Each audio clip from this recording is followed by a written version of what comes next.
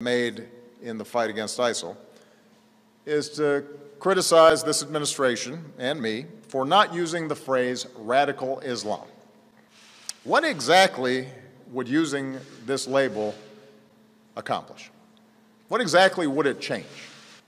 Would it bring in more allies? Is there a military strategy that is served by this? Calling a threat by a different name does not make it go away. This is a political distraction. Since before I was president, I've been clear about how extremist groups have perverted Islam to justify terrorism.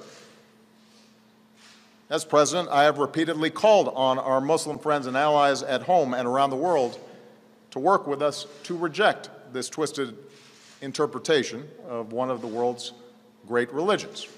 So if someone seriously thinks that we don't know who we're fighting, if there's anyone out there who thinks we're confused about who our enemies are, that would come as a surprise to the thousands of terrorists who we've taken off the battlefield.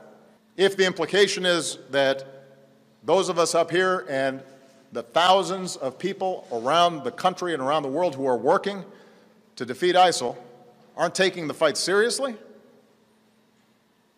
that'd come as a surprise to those who've spent these last 7.5 years dismantling Al-Qaeda and the Fatah, for example, including the men and women in uniform who put their lives at risk, and the special forces that I ordered to get bin Laden and are now on the ground in Iraq and in Syria.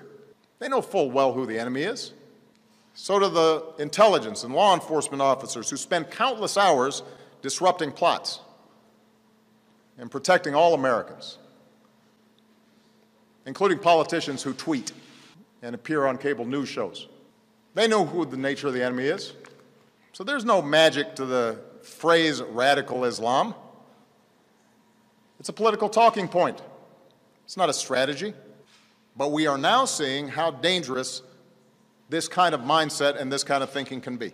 We now have proposals from the presumptive Republican nominee for President of the United States to bar all Muslims from emigrating to America. We hear language that singles out immigrants and suggests entire religious communities are complicit in violence. The Orlando killer, one of the San Bernardino killers, the Fort Hood killer, they were all U.S. citizens. Are we going to start treating all Muslim Americans differently? Are we going to start discriminating against them because of their faith? We've heard these suggestions during the course of this campaign. Do Republican officials actually agree with this? Because that's not the America we want.